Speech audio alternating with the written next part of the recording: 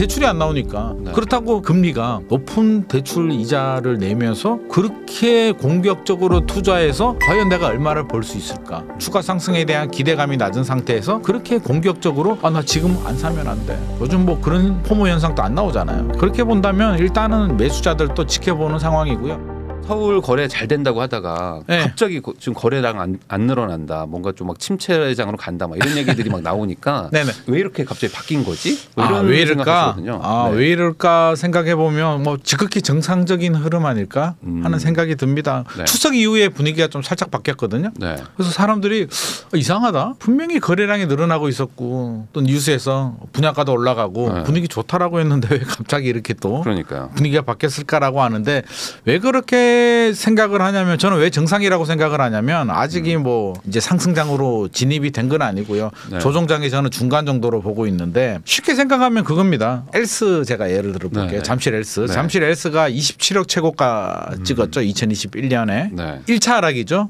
금리가 오르면서 2022년 12월 뭐 그때 한 19억 네. 정도 거래가 됐어요. 저층 빼고 19억 정도 거래가 되니까 27억에서 19억이 거래가 됩니다. 그게 이제 올 초 됐죠. 13 대책 나오고 둔촌주공도 이제 미분양 네. 나오고 미계약 나오고 사실 지금 생각해 보면 둔촌주공이 전용 8사가 13억대였는데 그거 굉장히 좋잖아요. 그렇죠. 네. 지금 생각해 보면 지금 생각하면은 그때 프리미엄이 한 받을 걸. 6억 이렇게 붙었는데 하죠. 받을 걸 이런 네. 생각을 많이 하는데 그때도 13억대는 분명히 좋았거든요. 근데 안 했어요. 그래서 제가 그때도 모 방송에 나가가지고 13억이면 괜찮지 않냐 하다가 욕을 또 엄청 먹습니다. 이 뭐냐 네. 건설사에서 뭐 받아 먹었냐 네. 욕을 엄청 먹었는데 사실은 괜찮은 금액인데도 사람들이 안 들어왔어요. 네. 그 얘기는 이제 공포가 지배를 하는 거잖아요.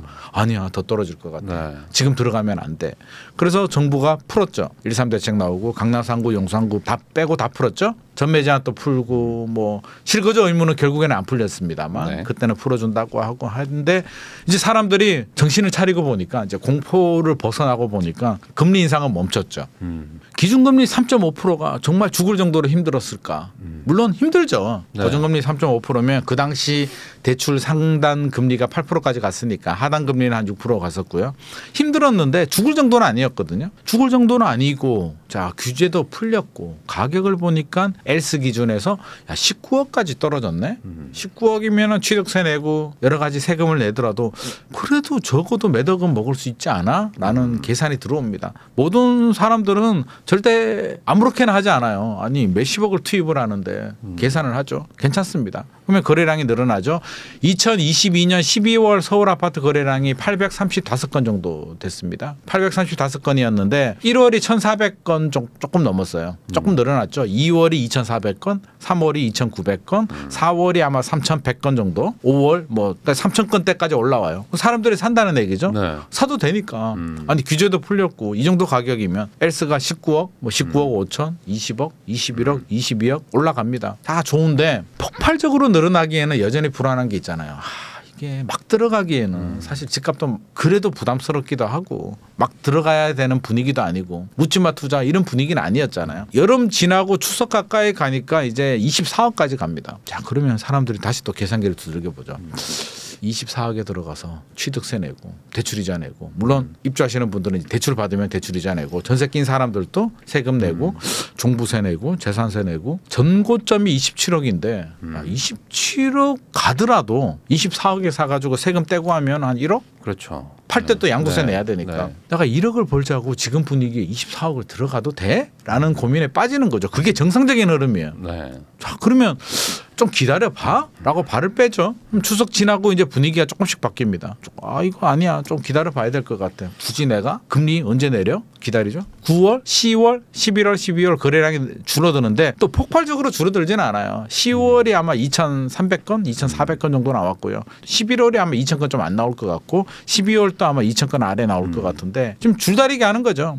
주인은 굳이? 매수자들이 원하는 건 집을 사려는 매수자들이 원하는 건 그거잖아요. 야 금리 내리든지 집값 좀 내려봐. 네. 그럼 내가 살게. 매수 심리가 죽지 않았어요. 왜냐하면 청약 시장을 보면 그 문정동에 힐스테이트 2편화 세상 문정 분양했는데 분양가 상한제가 적용됐거든요. 그게 한 150대 1 나왔습니다. 경쟁률이 엄청 났거든요. 왜? 저렴하니까. 네. 주변 시세보다 20% 이상 저렴하니까 거기 사람들이 몰리잖아요. 공포가 지배될 때는 안 들어가요. 둔촌주공이 그렇게 좋았음에도 불구하고 못 들어갔잖아요. 무서워가지고. 근데 지금은 무섭지는 않아요. 네. 무섭지는 않은데 굳이 더 좋은 걸 해야지. 내가 왜 시세 돈 다 주고 들어가? 라는 분위기거든요. 집주인들은 굳이 내가 지금 그렇게 내려야 돼?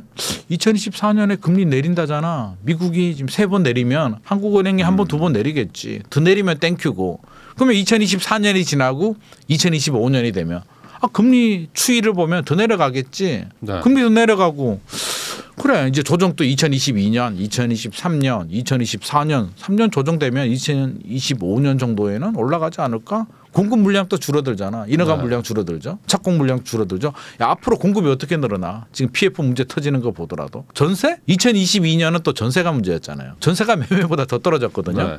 최근에 분위기 어때요? 전세가 막 다시 상승하잖아요. 상승하죠. 네. 아파트는 올라가요. 네. 그러니까 오피스텔이나 빌라는 조금 달라요. 아직까지 전세가 어려운데 아파트 전세는 올라가요. 저는 2024년에 아파트 전세는 저는 강세로 보고 있거든요. 올라갑니다. 자, 그러면 계산해 보면 공급 줄죠. 전세 가격 올라가죠. 집주인 입장에서는 굳이 기다려보자. 내가 굳이 왜 던져? 그러니까 거래가 안 되는 거죠. 집주인들이라도 가격을 내려주면 거래는 되는데 집주인들은 굳이? 매수자들도 굳이?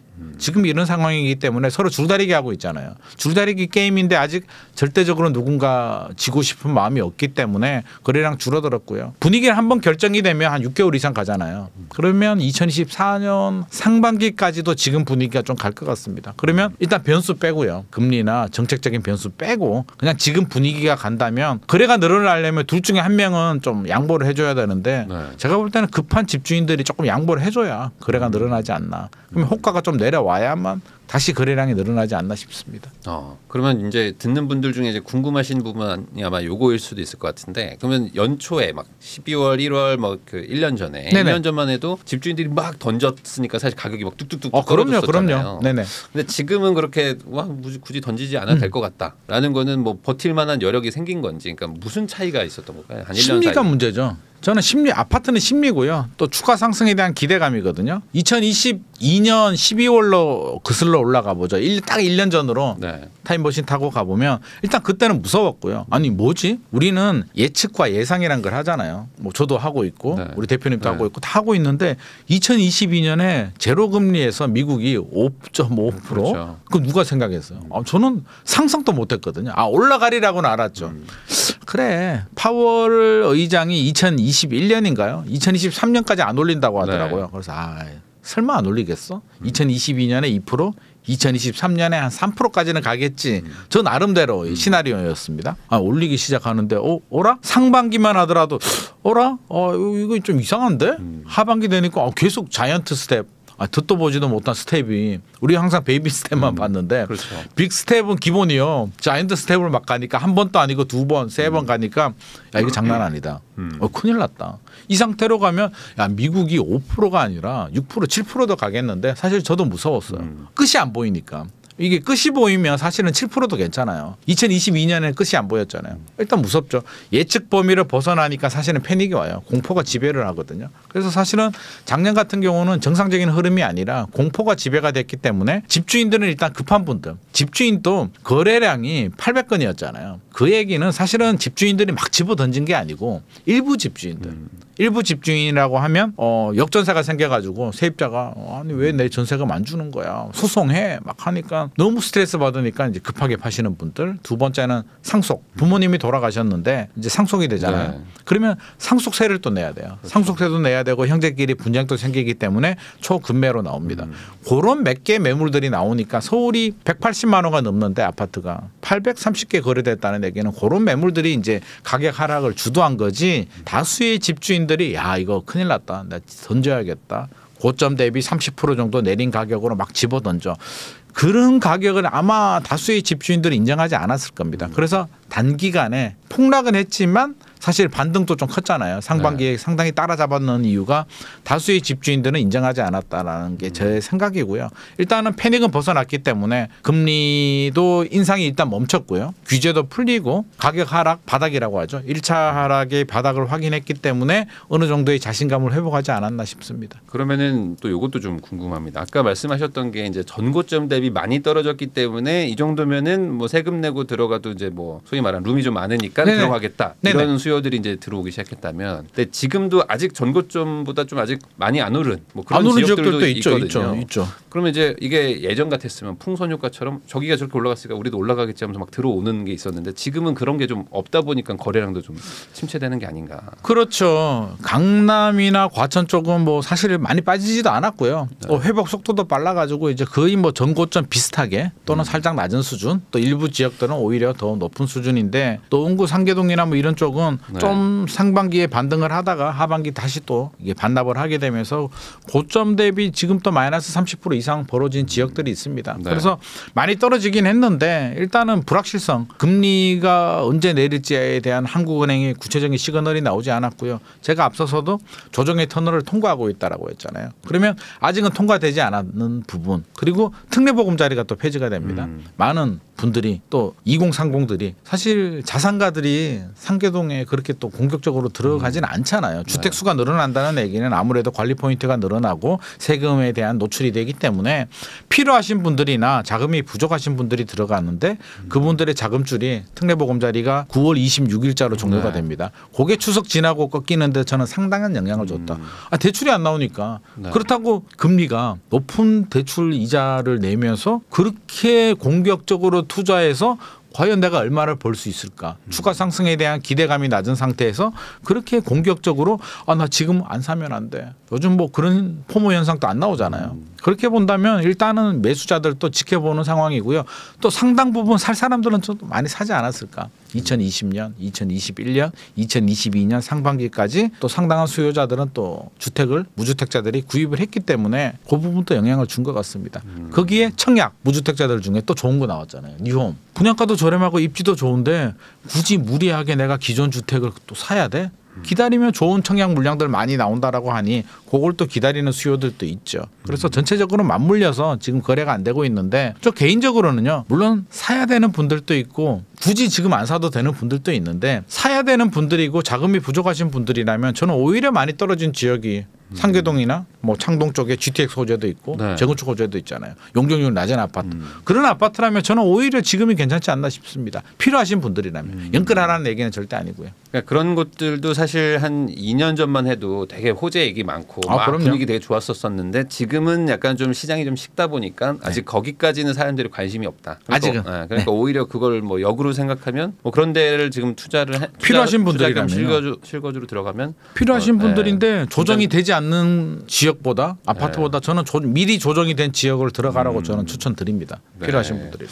그럼 방금 아까 말씀해주신 것 중에 이제 강남 쪽은 뭐 이렇게 전고점을 막 다시 뭐 뚫고 넘어간 곳들도 뭐 있다고 하셨는데 사실 강남이라는 곳이 뭐 결국에는 우리나라 집값의 뭐 바로미터 뭐 이런 얘기도 하잖아요. 맞습니다. 그래가지고 지금 그러니까 지금 한 11월, 12월 강남 분위기는 어떤지 좀 설명해 주시면 좋을 것 같아요. 강남 쪽도 사실은 지역에 따라 좀 차이는 있고요. 뭐 예를 들어서 강남이라도 다 똑같지는 않잖아요. 도곡 렉스 같은 경우에 음마아파트 같은 경우도 뭐 조금 조정이 되긴 했습니다. 근데 일각에서 뉴스 보면 우리가 자꾸 뉴스를 보면 제대로 봐야 되고 제대로 분석을 해야 되는데 뉴스를 보면 7억이 떨어졌다.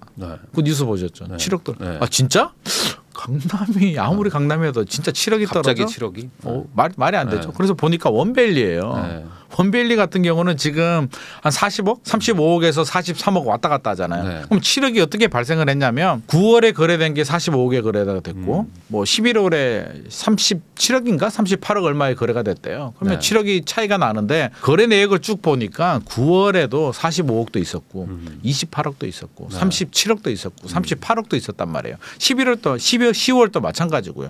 단지별로 한강 조망이 나오느냐 도로에 있어서 소음이 있느냐 차이에 따라서 동이나 층에 따라서 가격 편차가 기본 한 7억이 발생하는 단지인데 콕 찍어서 딱 두 개를 찍으니까 거짓말은 아니죠. 실거래가 됐으니까. 하지만 실제로 가가지고 진짜 좋은 물건 7억 떨어진 거 주세요 그러면 없죠.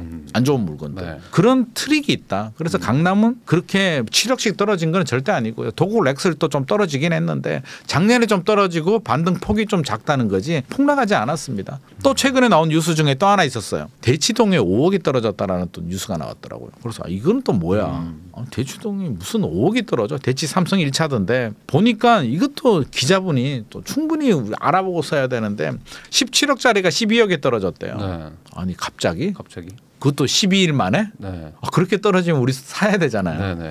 말이 안 되잖아요. 그래서 보니까 특수거래예요. 근데 특수거래는 이제 직거래는 아니고요. 근데 왜 특수거래라고 제가 단정을 짓냐면 30%거든요. 30% 넘어가게 되면 이제 걸리잖아요. 그러면 17억에 30%라면 11억 9천이에요. 네. 그러니까 12억에 거래가 했다는 얘기는 1,000만 원 올려서 그냥 12억에 거래가 된 거고요. 왜 제가 단정을 하냐면 거래 내역을 봤거든요. 거래 내역이 많지는 않은데 2018년 1월 가격이 12억이에요. 2019년, 네. 2020년, 2021년도 아니고 2019년 가격이 15억 5천이거든요. 네. 근데 12억에 내가 집주인이면 15억에 팔 수 있는 집을 굳이 12억에 팔 이유가 있을 수가 없잖아요. 네. 그거는 말이 안 되는 거예요. 그러니까 부모 자식 간이나 어떤 특수관계에서 국세청에 적발 안 되는 수준까지로 그냥 팔았긴데 이걸 또 기자가 어떻게 알고 5억 떨어졌다라고 헤드라인을 달았더라고요. 네. 그래서 절대 그런 데 현혹되면 안 된다. 강남은 아직까지 폭락하는 단계는 절대 아니다. 물론 거래는 잘 안 됩니다. 거래는 안 되는 건 맞는데 호가가 그렇게 많이 떨어지지도 않았고요. 압구정이나 여의도 같은 경우는 없잖아요. 오히려 그냥 부르는 게 값이기 때문에 뭐 강남도 강남 나름이고 실제로 뚝뚝 떨어지는 현상은 아직은 발생하지 않습니다. 2022년 12월에도 그렇게 떨어지지 않았어요.